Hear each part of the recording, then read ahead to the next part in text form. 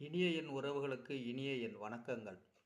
இந்த பதிவில் பார்த்தீங்கன்னா, திவ்ய தேசம்னா என்ன அப்படிங்கிறதே பலருக்கே புரியாத ஒரு புதிரா இருக்கு. 12 ஆழ்வார்களால் மங்கள வார்த்தைகளால் அந்த பெருமானை அந்த பெருமானை குறித்து பாடும் பாமாலை தான் அந்த பாமாலையால் பாடப்பட்ட ஸ்தலம் என்பதால் அது திவ்ய தேசம் எனப்படுகிறது.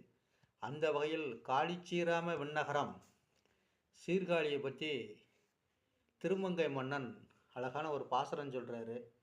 அவர் அதில் என்ன சொல்கிறாருன்னு கேட்டிங்கன்னா, களை பிடுங்குற மகளிர் குவளை மலர கண்ணுன்னு நினச்சி அப்படியே அதை விட்டுட்டு போயிடுறாங்க அப்படிங்கிற அந்த பாசுரம்.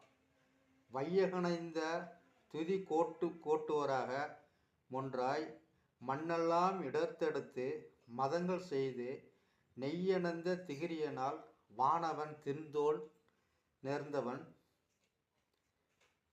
தாளனை கிற்பீர் நெய்தலோடு மையணைந்த குவளைகள்தம் கண்களென்றும் மலர்குமுதம் வாயென்றும் கடைசிமார்கள் செய்யணைந்து கலைகளே யாது ஏறும் காளிச்சீராம விண்ணகரே சேர்மினீரே அப்படின்னு நமக்கெல்லாம் கட்டளை இட்டுறாரு நம்ம திருமங்கை மன்னன்.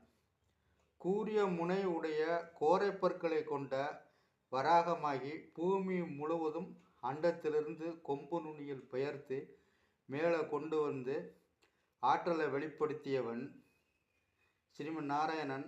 வானகரனுடைய வலிமையான புஜங்களை கூரிய சக்கரத்தினால் அறுத்தவன்.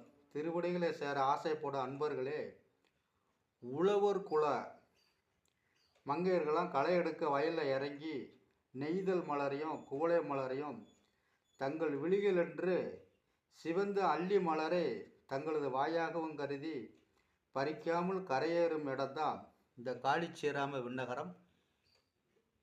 அந்த தலத்து பெருமானை சேவிப்போம் வாருங்கள் அப்படிங்கிறார் திருமங்கை மன்னன். திருமங்கை மன்னன் திருவடிகளே சரணம். நமஸ்காரம்.